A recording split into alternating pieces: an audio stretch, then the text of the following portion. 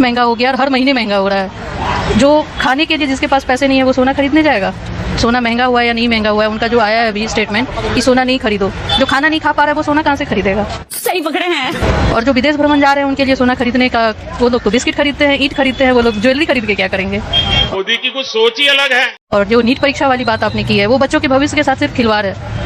इतनी मेहनत से वो लोग साल भर तैयारी करते हैं, इतना डेडिकेशन लगाते हैं, पर्चा लीक होता है या किसी अपर अधिकारी का ही हाथ होता है। कोई पैसा बर्बाद बहन। सोना की बात है, वो गवर्नमेंट क्या कर रही है I don't care, no, but जो ये पब्लिक है उनके लिए ये क्या ही मैसेज दे रहे हैं नहीं पता। सोना नहीं खरीदना है, विदेश की यात्रा नहीं करनी है, खुद तो हमेशा विदेश ही जाते हैं। ओ बाबूजी, जनरल पब्लिक अगर विदेश नहीं गया उसे कितना पैसा बचेगा? या सोना नहीं खरीदा, सोना महंगा हो रहा है, लेकिन किसी भी सोने की शॉप पे आप जाओ, आपको कम से कम 50 से 100 लोग हमेशा आपको शॉप पे मिलेंगे।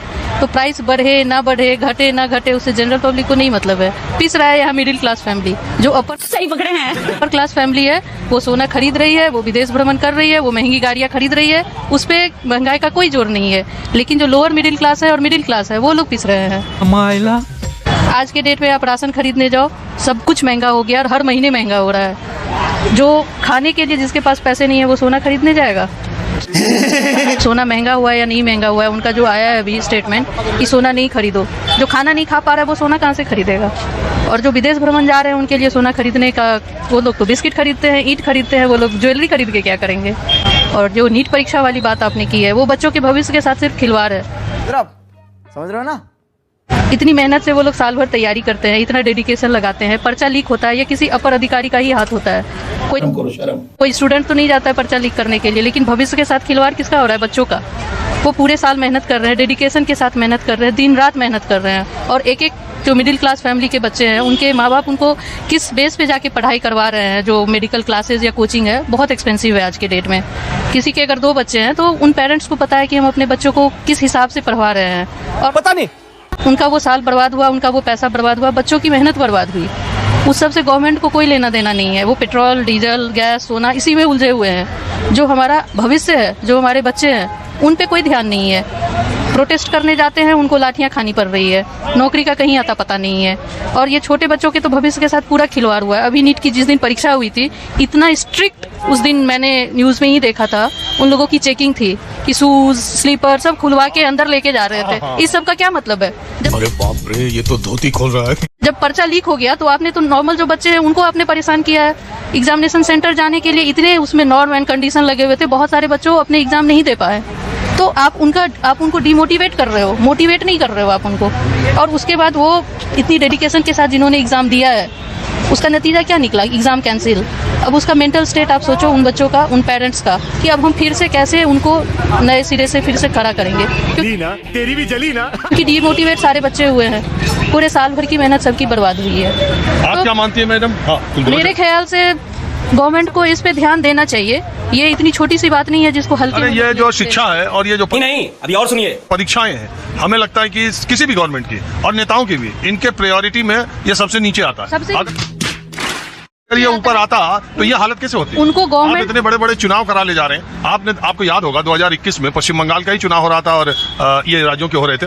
तो उस समय कोरोना था, हर चीज बंद कर दी गई थी, एग्जाम बंद कर दिए गए, सब सारी चीज, लेकिन चुनाव चल रहा था। बिल्कुल। अभी की आपको बात बताऊं, इन्होंने तेल बचाने के लिए, पेट्रोल कीमत ये करने के लिए वर्क फ्रॉम होम का प्रोविजन दिया है। जब कोविड का टाइम था और कोविड ये फैल ही रहा था, तब वर्क फ्रॉम होम खत्म हो गया। उस टाइम क्या उन लोगों की जान को खतरा नहीं था? था ना? अब फिर तेल वाली जो बात हो रही है, अभी ये सब जगह चुनावी रैली के लिए जा रहे हैं या इलेक्शन के रिजल्ट आ रहे हैं, तो हजारों की संख्या में गाड़ी जा रही है, तो वो भी तो तेल पे ही चल रही है ना। तो पॉलिटिकल पार्टी के लिए कोई ना नॉर्म है, ना रूल है, ना रेगुलेशन है। सारे रूल रेगुलेशन नॉर्म है जनरल मिडिल क्लास के लिए। नहीं, ऐसा नहीं चलेगा। बच्चों के भविष्य से उनको कोई लेना देना नहीं है, उनको अपना बस वोट बैंक बनाना है। आप बताइए। तो वीडियो यहीं पर खत्म होता है, लेकिन इस वीडियो में जो बातें सामने आई है वो आज के समय के बहुत बड़े और गंभीर मुद्दे से जुड़ी हुई है। वीडियो में आपने देखा कि एक महिला देश की मौजूदा परिस्थितियों और आम लोग की परेशानियों को लेकर अपनी राय रख रही थी। महिला खासतौर पर हाल ही में हुए नीट परीक्षा विवाद और पेपर लीक मामले पर बात कर रही थी।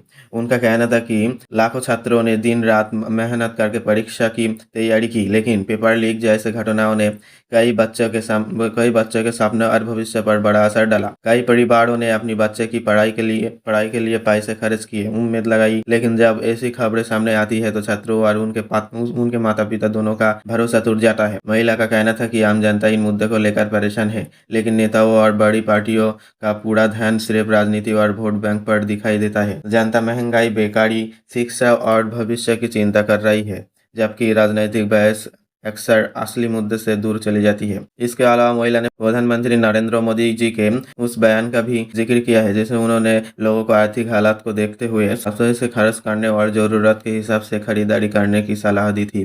महिला ने कहा कि आम लोगों को बचत करने और संभल कर चलने की सलाह देना गलत नहीं है, लेकिन सवाल तब उठता है जब जनता और नेताओं की जिंदगी में बहुत बड़ा फर्क दिखाई देता है। बड़े बड़े काफिले और लग्जरी लाइफस्टाइल के साथ नजर आते हैं। ऐसे में आम जनता के मन में ये सवाल उठना स्वाभाविक है कि क्या नियम और सलाह सिर्फ आम लोगों के लिए है। महिला की बातों से ये भी साफ दिखा कि आज के देश में मिडिल क्लास और छात्रों के बीच भविष्य को लेकर चिंता लगातार बढ़ रही है। शिक्षा व्यवस्था की पारदर्शिता, युवाओं का आर्थिक समस्या जैसे मुद्दे अब लोगों के गुस्से और बहस का कारण बन चुका है। दोस्तों, इस पूरे वीडियो को देखने के बाद आप इस महिला की बातों से कितना सहमत हो, कितना असहमत हो, आपकी राय जरूर कमेंट सेक्शन में लिखिए कि आपको लगता है कि आज देश में असली मुद्दे पर ज़्यादा ध्यान देना चाहिए या छात्रों और मिडिल क्लास की परेशानियों को सरकार और राजनीतिक पार्टियों सही तरीके से समझ पा रही है। आपकी राय खुलकर कमेंट सेक्शन में बताइए और ऐसे वीडियो देखने के लिए हमारा चैनल को जरूर सब्सक्राइब कर लीजिए। मिलते हैं अगले वीडियो में।